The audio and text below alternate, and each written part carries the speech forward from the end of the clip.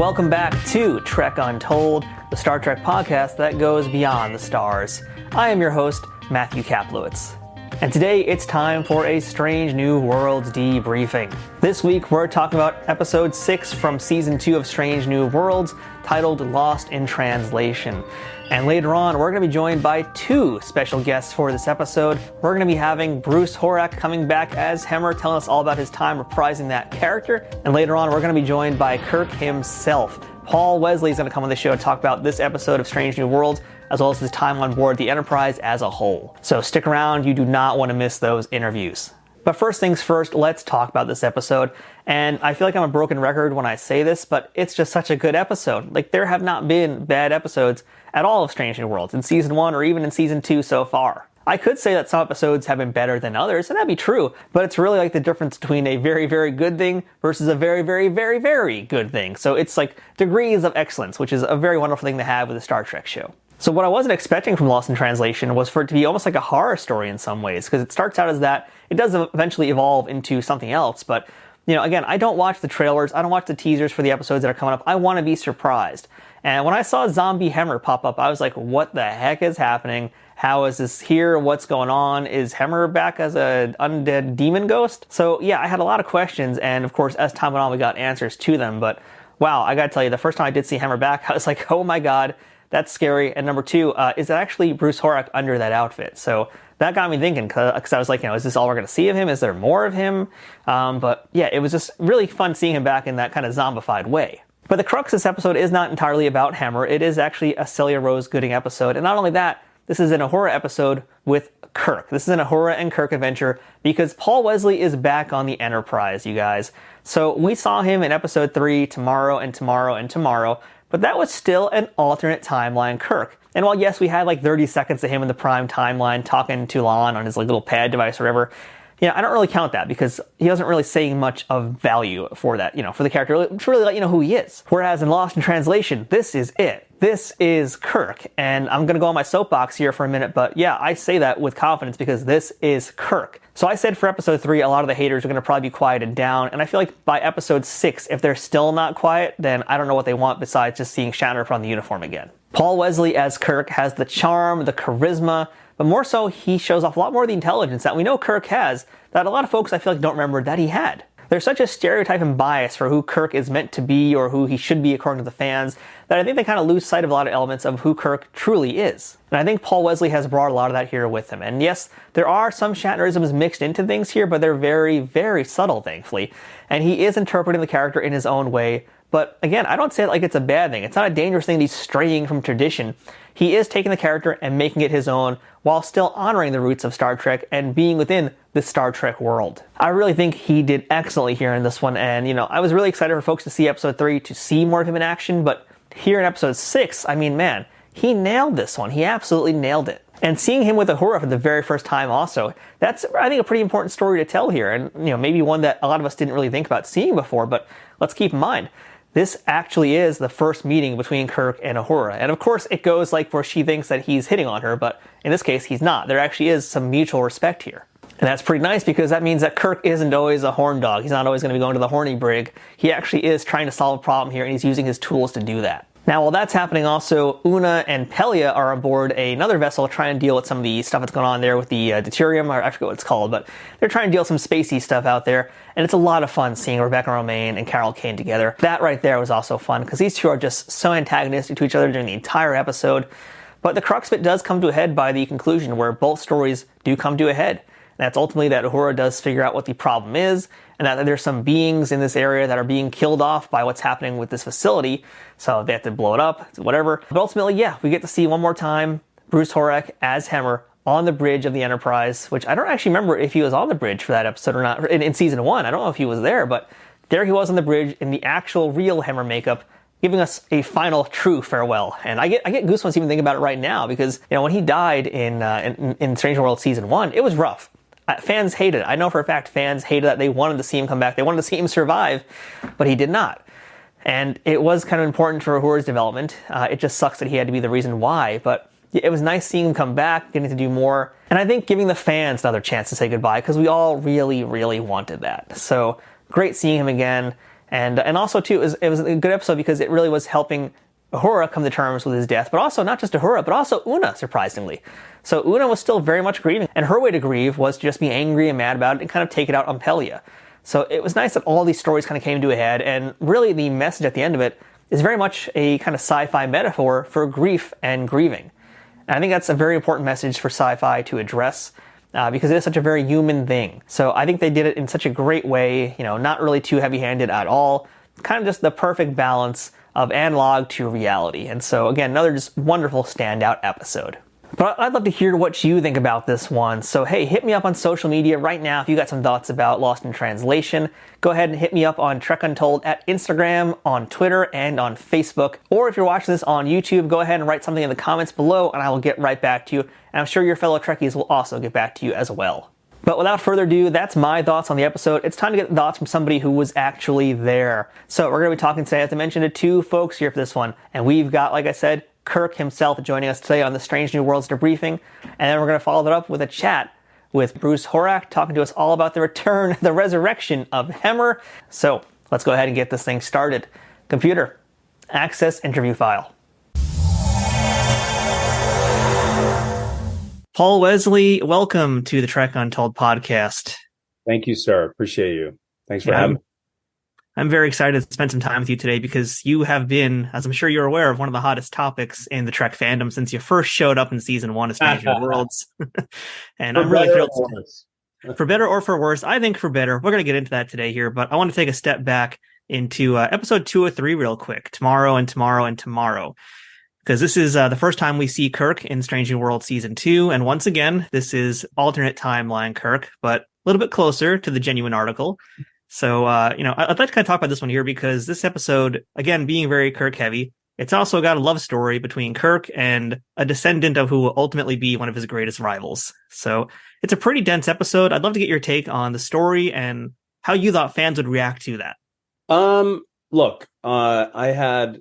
I've been doing this for quite a long time and I can tell when something's going to work. And I just remember reading the script and not being able to put it down and absolutely loving the beautiful arc that existed between La'an and Kirk.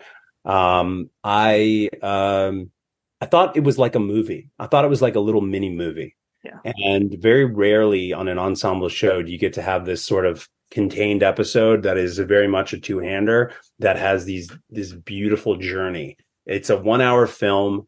And, when I shot the season 1 finale of Strange New Worlds, I based my performance very much on Balance of Terror, which is quite a subdued and very serious Kirk. I really wanted to honor the classic episode. And I also knew that I would be doing more episodes in season 2. And so I thought, okay, let's hopefully, I'll be able to layer in some of the other sort of characteristics of Kirk and the nuances of his personality. So I was so excited when I read episode 3 because it's the polar opposite of the season 1 finale, which is so serious and everyone's, people have died and Kirk comes in and there's all these stakes. And obviously there are high stakes here and Kirk does die in the final scene, spoiler alert. But there's a lightheartedness. There's a almost romantic comedy. It felt, and what I love about the original series is that every episode is different. And this also just felt like a departure. And I thought it was very TOS. And I got to have fun. And as I've said in many interviews, I think Christina Chong, who plays La'an, is brilliant. And I just adore her as a person and as an artist. And so I just had a blast other than freezing my ass off. Yeah, I talked to Christina and she mentioned that as well. She said it was freezing cold and both of you guys were dying out there. Just to stop myself from shivering was a lot of effort. Yeah. So that's 203, but fast forward to 206, Lost in Translation, and third time's the charm. I want to say that this is the real McCoy, but that's a different character. So this is like the first episode where we get like prime timeline Kirk and he's having an adventure with Uhura. So for you, Paul, now you've got 2 episodes under your belt as different versions of this character, but here you are now as like the true version of Kirk. How does it feel now to step through those doors and just be who you've been waiting to be since you joined the show? Well, it was my first time to do it. Obviously, episode 6. And, look, I very much, for the sake of the La'an storyline, And for it to be more heartbreaking as well. I didn't want it to be a complete departure from episode 3, because if he has the personality traits of the episode 3 Kirk, it makes her go, oh my God, why doesn't he remember me? Why aren't we still in love? Why can't we just snap back? And imagine how heartbreaking that would be if you have someone that you love, and then you see them after they've already died, and they have no idea who you are, and it's the same person. And so for that storyline to work, I didn't want it to be like some Kirk with some weird accent and a whole different it's like haircut or something. So that's one of the reasons he's somewhat similar. But also I based my episode 3 performance very much on how I would want to play Kirk in future episodes. He's sort of this, there's a sort of bad boy rogue charm, but at the same time he's sort of goofy and fun and sort of lovable and kind of curious. And I sort of just felt, let's ride this wave, because I'm really loving this Kirk. I like playing this guy, and so I want to continue that. Yeah, I like your description of who Kirk is to you. And for what it's worth, I really like your interpretation of Kirk. I will admit I was a little bit unsure about him after Equality of Mercy. And I was like, let's see what happens here. But after 203 and especially 206, I'm 100% on board with you. You brought the character really to life. I'd love to hear your take, though, on the fans who are still a little unsure about the Paul Wesley Kirk. Do you think that fans are just being overly protective here and kind of letting their bias of what Kirk should be come into play? Well, I just think no one's played Kirk since obviously Bill Shatner's played Kirk after the TOS and various films, etc. But no one's really played Kirk other than Bill Shatner on television. And then obviously you had the J.J. Abrams films, but that was the Kelvin timeline. So you were able to he did his own take. And, I just think as far as just, Kirk coming in and me, frankly, doing something that's very different, and I'm not trying to imitate. I don't know, maybe some people wanted me to do a bit of an imitation, and I just chose not to. And there's been some very positive response to that. There's been some people that but I've never done anything where I've appealed to everyone. And I don't think that I can even think of a performance where someone's like, where everyone loves that specific, rendition. And I don't really want to do things that I like to sort of do things a little differently. And I feel like Kirk would do things a little differently, and sort of, it's like, I'm going to do it this way. And hopefully, people will slowly understand that I'm actually basing this very much on Kirk. I'm not doing this sort of Paul Wesley thing. I'm doing this based on the fact that I do think he's sort of this charming, and at one point he was described as a stack of books with legs. I want to explore all those facets of Kirk. I don't want him to be just this sort of stereotype of who we think he is. I want to explore Kirk in so many ways. And what's really fun is that there's room to grow into the TOS Kirk. I don't want him to be TOS Kirk as Lieutenant Kirk. I want him to be Lieutenant Kirk, who then grows into Captain Kirk. And if I have the privilege of playing this character for future seasons and future time, I will slowly sort of bring out different character traits. And I think that makes it so much more interesting to watch. Yeah, I really like how your take is on this Kirk. I'm really enjoying seeing you perform this character here. And for me, I really don't want to see you do William Shatner impersonation. So I love that you're doing your own direction with it and it's working. I don't think William Shatner wants to see me doing a William Shatner. Honestly, the only Shatnerisms I want to see out of Paul Wesley is when you get some fight scenes. I want to see some flying drop kicks and that judo monkey flip of his. So make that happen. Yeah, you got it. So, I know that you're not a captain yet on the Enterprise, but you've sat in a chair a few other times on the Farragut season 1. But I'm just curious, has Paul Wesley, the fan, the person, the Star Trek admirer, have you tried out the captain's chair on board the Enterprise yet? Yeah. Absolutely. Are you kidding? Of course I have. Actually, you see in episode 3 when La'an actually, I don't know if you remember, he's actually the captain of the That's Enterprise. true. I totally forgot that. Oh my God, it's amazing. Yeah. But aside from that, obviously I walked on set. I mean, actually, it's like the first thing I did during the Balance of Terror episode. Or sorry, Equality of Mercy, rather. I remember, like, I was like looking around, checking out the sets, and I was like, is anybody looking? Okay, cool. I'm going to go sit in this chair right here for a minute. Just, make myself comfortable. That's awesome. Well, I love that you're growing into this role. I could tell that you're having fun doing it. And I will say, on behalf of the fans who are enjoying Strange New Worlds like myself, I love your version of Kirk. I cannot wait to see what happens next with him. So thank you so much for chatting today, Paul. And you've earned yourself a cookie today. So thank you. Thank you. Appreciate it. Thanks. Trek Untold will return momentarily. Trek Untold is sponsored by Triple Fiction Productions. Celebrating 15 years in business in 2023, TFP creates 3D printed Star Trek and sci-fi inspired items that fit into any collection. Whether you're a cosplayer who wants a Starfleet phaser, a Bajoran tricorder, or a Klingon dagger, or a toy collector looking for that special accessory or diorama to make your figures truly stand out, Triple Fiction Productions has exactly what you need. And for you figure fanatics, that includes products that are the perfect size for Galoob, Mego, Playmates, and everything in between. All products are 3D printed in the US, with new designs constantly being updated on their website. Repeat customers can sign up for TFP's loyalty program for free, where the more you order, the more discounts you receive. TFP also has a Pay What You Want section, where clearance or misprinted items are available at a discounted price.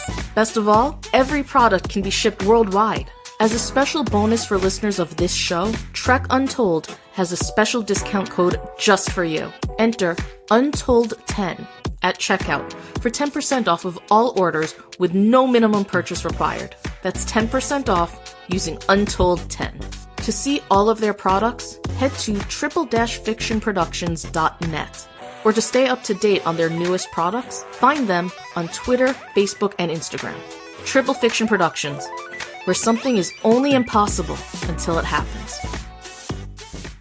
I'm so excited. I'm so ecstatic to say these words because I wasn't sure when I would again. But Bruce Horak, welcome back to Trek Untold. Thanks, Matthew. Nice to be here again. Nice to see you. It's really great to see you. Bruce, you shocked the fans this week by returning as Hemmer in episode 6 of Strange New World, season 2, Lost in Translation. We're going to talk all about that, but I want to start this just by saying, you and I did our interview not too long ago, and you were beyond generous with your time and your energy. So number one, thank you for all of that. Okay. And at the end of that interview, I mentioned how I look forward to meeting you in person at Trek Long Island, which I did. Yes. So secondly, I want to add that if anyone goes to a convention where Bruce is, you need to meet him. You need to get a photo. You need to get a signature, have a conversation, because he's amazing in person just as much as he is. He's exactly who you're going to be seeing on this episode today. So, Bruce, you're awesome. Thanks, Matthew. Likewise. Well, thank you. That is my Bruce Horak endorsement. So, for real, folks, definitely meet him at the conventions. But let's get into some Strange New Worlds, because we're discussing season 2. I got to ask you, Bruce, did you know at the end of season 1 you'd be coming back? I did not know.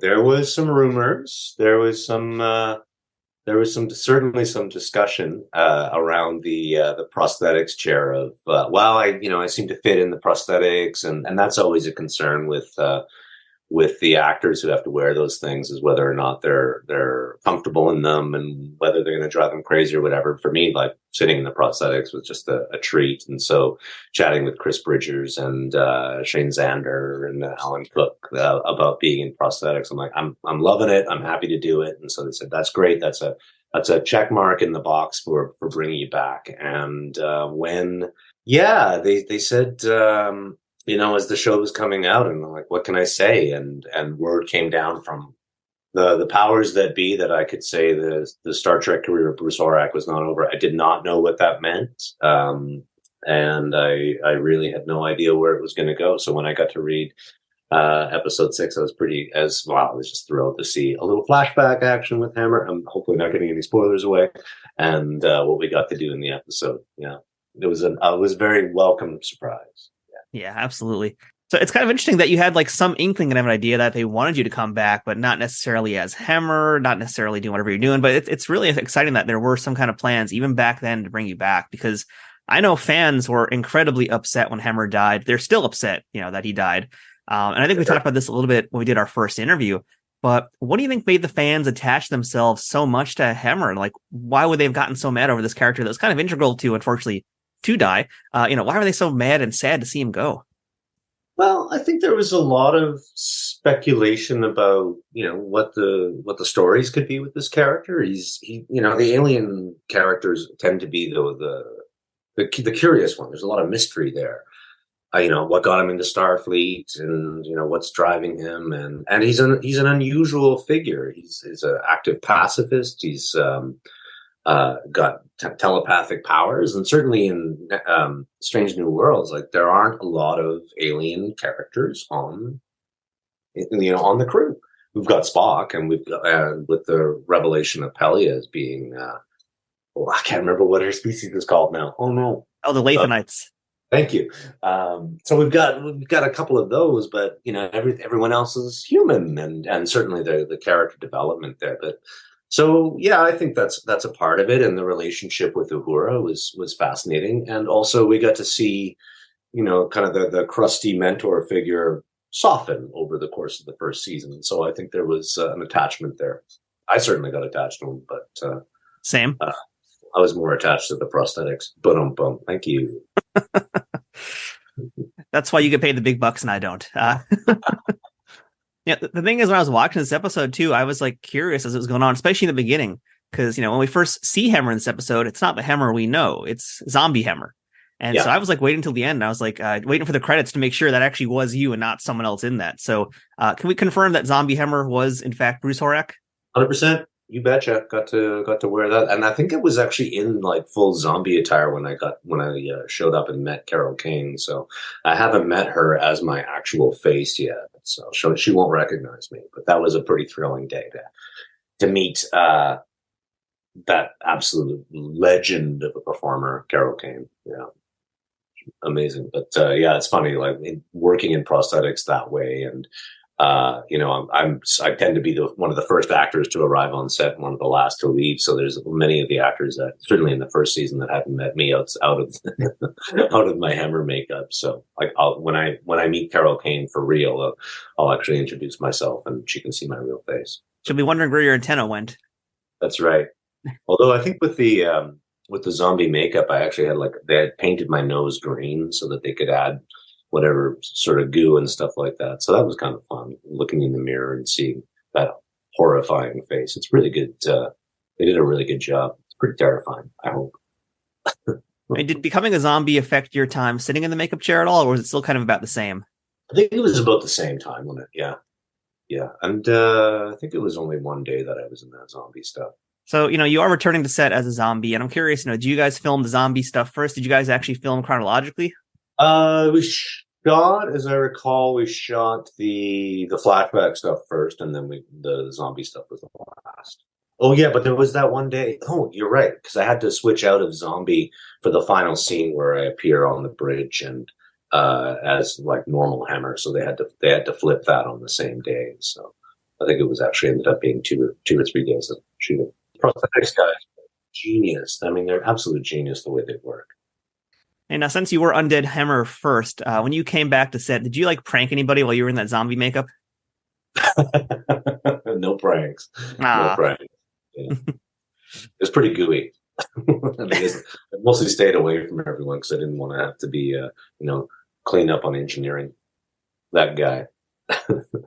Have your weird undead goo falling all over the place. Now, we mentioned you got to hang out a little bit with Carol Kane. I'm curious also, this is a very much Paul Wesley heavy episode. This is a Captain Kirk and Uhura adventure. I shouldn't say Captain Kirk. This is a Kirk and Uhura adventure. He's not Captain yet. I'm sorry.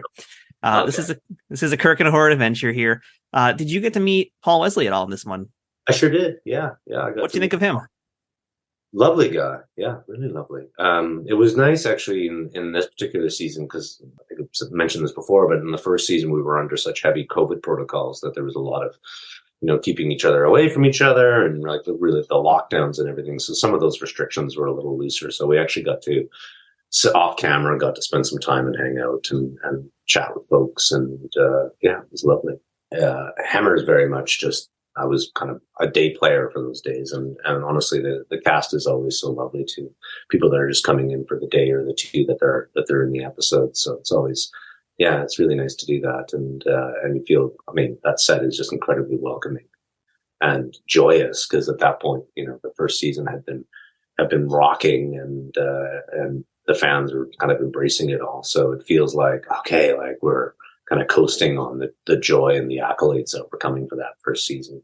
So Hammer gets to say farewell a second time, kind of, sort of, in this one, making him one of the only Star Trek characters to get 2 death scenes, which is a pretty impressive feat right there. You know, I feel like the first time Hammer died, like, it was very much for the progression of the plot and for Uhura's story. But this time around, Hammer's death, it really is for the fans. What was your take on this life and death and second death of Hammer? I think you're absolutely right. I think it's a farewell for the fans, and it's you know, certainly in that grieving process. Like when I lost my father, there was periods of farewells. There was the farewell that I had to him.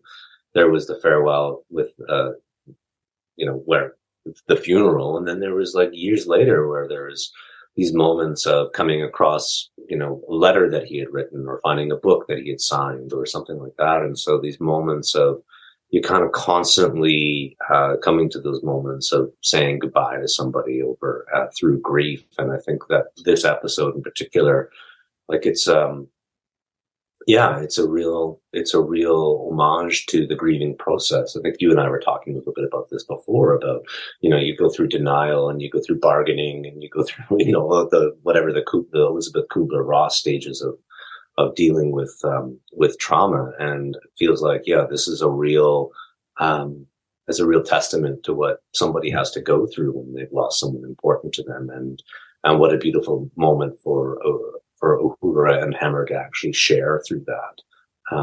Yeah, it's lovely. And I think that, you know, that's the beautiful thing about, and what I love so much about science fiction, is that they can take these really human elements, these really human stories, put them in space, and still come back and reflect back to us what it is that we go through as beings on this planet and this temporal existence. And yeah, it's a really lovely, powerful moment. And yeah, through the story that we're telling, we're also connecting to the fans and the reality that we all share.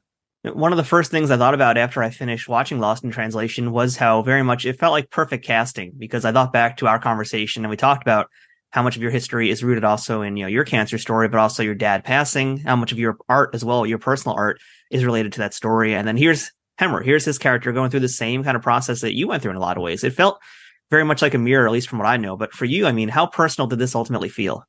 Oh, it's yeah, and it digs right into who I am and my own journey. But I think that that grief is a universal thing. I think we all will go through it at some point. Not that that's something that I would ever wish on anybody, but that's just a fact of life. And you know, when I see people kind of writing in and saying, "Why does he have to die? Why does he have to die?" It's just a reality of existence, is that everything that lives will pass. And you know, you either stay in denial about it, or you eventually get to a point where you find a way to accept it. And this particular story and this particular connection that Hammer and Uhura have is one of, you know, holding on to the love and the passion and compassion that beings will share with each other, but also taking that forward into the next step. Yeah, really reflected on, the episode 4 with the Lotus Eaters and how they're going through. There's the one character who's just very happy to live in the moment and not have the pain and not hold on to the past and kind of live in this period of forgetting. And here's this beautiful scene between Hammer and Uhura, where it's like, no, like, hold on to the memory, because the pain is what makes you who you are and ultimately becomes a propelling force for yourself through life. How good did it feel to be reunited, Bruce, with your fellow cast members? And you got to do some scenes with Pelia as well. You got to be back on the ship. I mean, how did it feel to be back part of the crew again? What a treat. Honestly, it's something that, I mean, every day on that set was just, I was pinching myself and thinking, like, I'm on Star Trek, I'm on Star Trek. And then to be brought back in that moment and to be back for that episode is just like, it's the best. It's just the best. It's like getting to go, it's like revisiting your favorite place. And it's really something. And everyone's just so joyful working on that show and so welcoming. It's fantastic. I don't know what I was going to say. It's like a high school reunion, but it's way better than that. there's no like I don't know, the high school reunion. There's this sort of status competition thing, but this is like, now welcome back, and you're here, and more like family reunion than high school reunion. I gotta say too, Bruce, I've been really enjoying your cartoons on social media. Folks should know by now, if they don't know, you are a painter as well. And right now you're doing some fun cartoons with Hammer and Baby Gorn. I feel like, number one, you've become like so gracious with the fans and doing stuff like that and being connected and staying connected with the Trekkies. I mean, that's just a really awesome thing of you to do in the first place. But I also think like Hammer has kind of taken on a life of his own within you, hasn't he? Oh, he sure has. And honestly, from the very beginning where, we were sitting around on set and talking about, because, we're kind of blue skying and dreaming about, what about season 2 and what kind of genres we want to play in. And, everyone was kind of kicking around ideas. And I think Celia and I were jamming on, okay, what happens? Like, if he falls, like, how are we going to bring him back? And it's science fiction and all of that. And then I love reading all the fan theories about, what happened to Hammer and all that. So really drawing the cartoons is just, it's a tribute to the fans and just the delight of drawing that character and thinking about, well, if he did give birth to a Gorn, what would that Gorn be like? Because it would be half Enar. So they're already, it's like, and I actually remember I showed one of the first cartoons of Hammer and the Gorn kind of holding hands and looking off into space. And my mom went, "Oh, I never thought that they could be friends." Like, right. Because there's the circle of expectation is that, okay, well, maybe Hammer might survive, but then there's the world of possibilities, which is, ultimately it's infinite. And that's what I love so much about playing in the world of science fiction. And then with my drawing, it's I can pretty much put them anywhere. So stay tuned for more Hammer at Home. Yeah, I'm absolutely enjoying those adventures of those two guys together. So that's Strange New World Season 2, but do you want to come back to play another role in the franchise, Bruce? And if you did, do you want to once again be an alien, or is it time for Bruce to actually show up on screen? Oh, I love playing aliens. I just love it. They're such a delight. Obviously Hammer's really close to my heart. Yeah, the possibilities are infinite, and playing those prosthetics is just incredible. I love the transformation that they provide, and the opportunity to play somebody else. I mean, that's ultimately why I got into being an actor anyway, is that I like playing other people. All right, so Bruce, that's our sci-fi fun for this episode here, but what's your summer plans? What are you working on right now and in the near future? And are we going to be seeing you at any cons coming up? Well, I've got, I'm off to Volcon, but that's at the end of July, and I think probably before episode 6 airs. And then I'm off to Trek Las Vegas, Star Trek STLV. I'll be there at the beginning of August. And then I go from there to Vancouver, British Columbia for 5 weeks to perform in Goblin Macbeth, which is a show that created with Rebecca Northen. And that's the premise is that 3 goblins find the complete works of William Shakespeare and decide to do Macbeth because it's the shortest and the bloodiest. And we wear these really like Hollywood grade goblin masks, and they're pretty fantastic. So we're running that in Vancouver until middle of September, and then we're at the Stratford Festival in October running Goblin Macbeth, which is it's a good time. Very irreverent, very very fun. So I'll be there until end of October. Very cool. Any chance Goblin Macbeth can start touring the States? Because I think that would do amazingly here.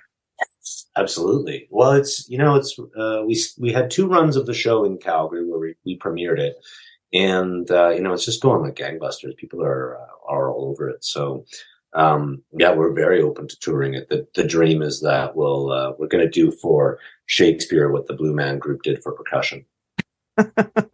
I love that parallel. That actually makes perfect sense. So I urge everybody to check out Goblin Macbeth if you can, but I especially urge everybody to go to Star Trek Las Vegas and meet Bruce in person, get a picture, get an autograph, have a conversation, because Bruce is the man. And, thank you again so much, Bruce, for being willing to chat with us one more time about the return of Hemmer. And I hope this as well is not the last time that we see you on Trek Untold. I hope that the future continues to expand for Bruce Horak, and whether it's Hemmer or someone all new, I want to see more of him. So thank you so much, Bruce. Thanks, Matt. Keep watching. That's it for this week's episode of Trek Untold and our Strange New Worlds debriefing. Thank you so much for checking this out. I'd love to hear what you think about this and what you think about this format. I'd love to do more reviews like this, so if you guys are liking this, let me know. And the best way to do that is to hit me up on social media, and of course also to follow me there too, and that's at Instagram, at Twitter, Facebook, and yes, even TikTok, all at Trek Untold. If you're watching this on YouTube too, don't forget to leave a comment and a thumbs up on this video. And hey, don't forget to subscribe either, and that's youtube.com/@TrekUntold. If you'd like to support this podcast, go ahead and visit patreon.com/TrekUntold, and you can see some of the different ways that you can support this very show. I'm Matthew Kaplowitz. This has been Trek Untold. We will see you next time, and as always, fortune favors the bold. Trek Untold is sponsored by TrekSphere.com. Promoting fan-produced Star Trek content in all forms, is powered by the Rageworks podcasting network, and is affiliated with Nerd News Today.